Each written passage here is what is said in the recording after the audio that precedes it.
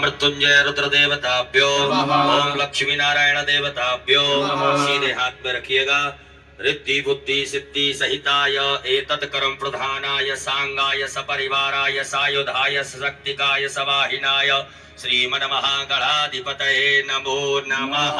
सब छोड़ दीजिएगा, हाथ जोड़ें। हाथ जोड़ करके गंगणपतये नमः मंत्र का जाप करें।